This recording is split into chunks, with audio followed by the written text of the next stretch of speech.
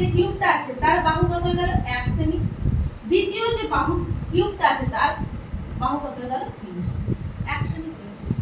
তাহলে ক্ষেত্রফল কত যাবে 1 square * 3 square, that is 1 square * 3 square মানে 1:9। Option B is the right answer. এটা কারা করবে? যারা নতুন অঙ্ক করা শিখছে। আমার স্টুডেন্টরা কি করবে? এই পেন পেপার ইউজই করবে না। আমরা কি জানি ক্ষেত্রফলের ফর্মুলা কি হয়? ঘনকের ক্ষেত্রফলের ফর্মুলা কি হয়? সমগ্র তলের ক্ষেত্রফল 6 * বাহু স্কয়ার। তাহলে একটা যদি এ হয় আরেকটা বি, মোটামুটি স্কয়ার হবে।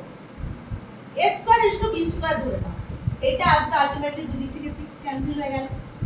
তাহলে কোন অপশনে বি ছাড়া কোন ভ্যালু স্কয়ার ভ্যালু দেখতে পাচ্ছ তুমি? 3 কোন সংখ্যা স্কয়ার হয়? 8 কোন সংখ্যা স্কয়ার হয়? 18 কোন সংখ্যা স্কয়ার হয়? হবে না। তাই কোনোদিনও অপশন বি ছাড়া আদার অপশন হবে না। আমি যদি পরীক্ষায় বসতাম আমি কিভাবে করতাম? আমি অঙ্কটা করতামই না। আমি জানি অ্যানসারে কি করতে হবে? স্কয়ার ভ্যালু আছে। আমি অপশনের দিকে তাকাবো, একমাত্র অপশন বি তে স্কয়ার আছে। Option B is the right answer. এইভাবে কোশ্চেন ফলো করতে হবে। এইভাবে প্রসেস ফলো করলে তোমরা সঠিক উত্তর খুব তাড়াতাড়ি দিতে পারবে।